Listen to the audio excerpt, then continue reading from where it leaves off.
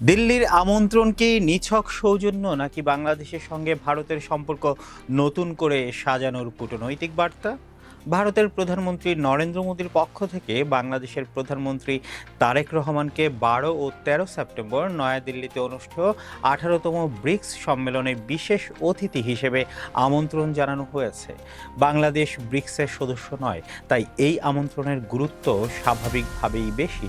তবে এখন পর্যন্ত সরকার আমন্ত্রণ গ্রহণ বা প্রত্যাখ্যানের চূড়ান্ত সিদ্ধান্ত জানায়নি। পররাষ্ট্রমন্ত্রী জানিয়েছেন বিষয়টি সরকার পর্যালোচনা করছেন। এখানেই আসল প্রশ্ন, কেন বাংলাদেশকে আমন্ত্রণ জানালো ভারত? এর একটি গুরুত্বপূর্ণ কারণ বাংলাদেশের বর্তমান বিমস্টেক চেয়ারম্যানের দায়িত্ব। ভারত এবারের ব্রিক্স সভাপতির দায়িত্বে রয়েছে এবং সম্মেলনে দক্ষিণ ও দক্ষিণ পূর্ব এশিয়ার আঞ্চলিক সহযোগিতা বাড়ানোর উদ্যোগও নেওয়া হচ্ছে। ফলে বাংলাদেশকে পাশে রাখা ভারতের জন্য কূটনৈতিকভাবে খুবই গুরুত্বপূর্ণ। তবে এর বাইরে রয়েছে আরও বড় হিসাব। ব্রিক্স এখন আর আগের 5 দেশের জোট নয়। ব্রাজিল, রাশিয়া, ভারত, চীন ও দক্ষিণ আফ্রিকার সঙ্গে মিশর, ইথিওপিয়া, ইরান, সংযুক্ত আরব আমিরাত, সৌদি আরব ও ইন্দোনেশিয়া যুক্ত হয়েছে। ফলে অর্থনীতি, জ্বালানি, বাণিজ্য এবং বহু মেরুকেন্দ্রিক বিশ্ব ব্যবস্থার আলোচনায় এই প্ল্যাটফর্মের প্রভাব অনেক বেড়েছে। আর এই জোটের ভেতরের ভূ রাজনীতিও অত্যন্ত জটিল।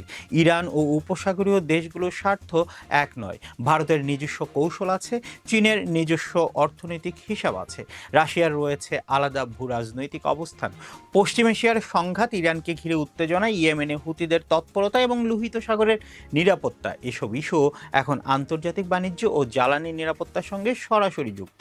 অর্থাৎ ব্রিক্সে যোগ দেওয়া বা এর সঙ্গে ঘনিষ্ঠ হওয়া শুধু অর্থনৈতিক সম্পর্কের বিষয় নয়, এটি পরিবর্তনশীল শিক্ষা ব্যবস্থায় একটি দেশের কূটনৈতিক অবস্থানকেও প্রভাবিত করতে পারে। বাংলাদেশের জন্য এখানেই সুযোগ। চীন বাংলাদেশের অন্যতম বড় অবকাঠামো ও অর্থনৈতিক অংশীদার। যুক্তরাষ্ট্র বাংলাদেশের গুরুত্বপূর্ণ রপ্তানি বাজার। ইউরোপীয় ইউনিয়ন তৈরি পোশাক সহ বাংলাদেশের প্রধান রপ্তানি গন্তব্য। জাপান দীর্ঘদিনের উন্নয়ন সহযোগী। আর ভারত বাংলাদেশের সবচেয়ে গুরুত্বপূর্ণ প্রতিবেশী রাষ্ট্রগুলোর একটি।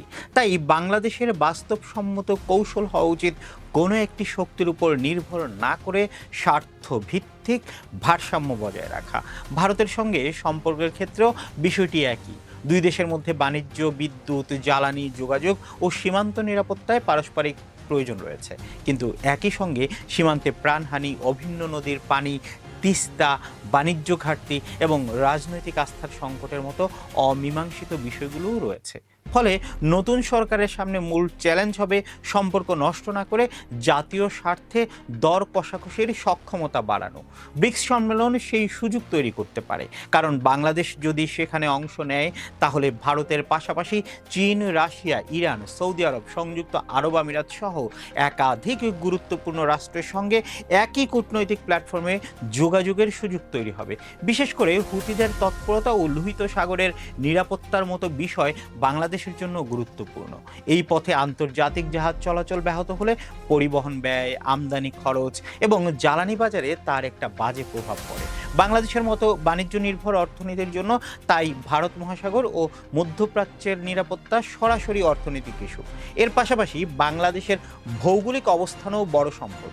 বঙ্গোপসাগর, ভারত মহাসাগর এবং দক্ষিণ পূর্ব এশিয়ার সংযোগস্থলে বাংলাদেশের অবস্থান দেশটিকে আঞ্চলিক বাণিজ্য ও যোগাযোগের গুরুত্বপূর্ণ অংশীদারে পরিণত করতে পারে।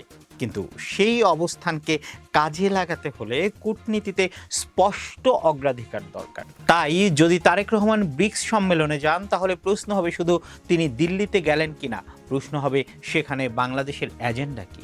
সীমান্ত হত্যা বন্ধের বিষয়ে কি কার্যকর আলোচনা হবে? অভিন্ন নদীর পানি নিয়ে কি অগ্রগতি চাওয়া হবে? বাণিজ্য ঘাটতি কমানোর বিষয়ে কি সমঝোতা হবে? বাংলাদেশি পণ্যের জন্য ভারতীয় বাজার আরও উন্মুক্ত করার বিষয়টি কি আলোচনায় আসবে? কারণ একটি রাষ্ট্রের কূটনৈতিক সাফল্য সফরের ছবিতে নয়, আলোচনার ফলাফলে মাপা হয়। আর যদি ঢাকা আমন্ত্রণ গ্রহণ না করে, সেটিও হতে হবে স্পষ্ট জাতীয় স্বার্থের ভিত্তিতে নেওয়া সিদ্ধান্ত। শুধু রাজনৈতিক আবেগ দিয়ে এমন সিদ্ধান্ত নেওয়া হলে সেটি কূটনীতি নয়, বরং প্রতিক্রিয়া হয়ে দাঁড়াবে। এখন পর্যন্ত অবশ্য এমন কোনো চূড়ান্ত সিদ্ধান্ত জানানো হয়নি। সুতরাং এই মুহূর্তে সবচেয়ে গুরুত্বপূর্ণ বিষয় হলো ঢাকা কি সিদ্ধান্ত নেয় এবং সেই সিদ্ধান্তের সঙ্গে কি কূটনৈতিক বার্তা দেয়? কারণ ভারতকে বাদ দিয়ে বাংলাদেশ এগুতে পারবে না। আবার ভারতের উপর নির্ভর করেও বাংলাদেশের দীর্ঘমেয়াদী স্বার্থ নিশ্চিত করা সম্ভব নয়। বাংলাদেশের জন্য পথটা একটাই, সম্পর্ক থাকবে, কিন্তু সিদ্ধান্ত হবে নিজেদের স্বার্থে। দিল্লির আমন্ত্রণ তাই শুধু একটি সম্মেলনে যাওয়ার প্রশ্ন নয়, এটি নতুন সরকারের পররাষ্ট্রনীতির একটি গুরুত্বপূর্ণ পরীক্ষা। বাংলাদেশ কি পুরনো নির্ভরতার রাজনীতি থেকে বেরিয়ে স্বার্থ ভিত্তিক ভারসাম্যের কূটনীতি প্রতিষ্ঠা করতে পারবে? উত্তরটা নির্ভর করবে আমন্ত্রণের জবাবে নয়, সেই জবাবের সঙ্গে বাংলাদেশ নিজের জন্য কতটা অর্জন করতে পারে তার উপর। শোভন সালাউদ্দিন, টাইমস 24।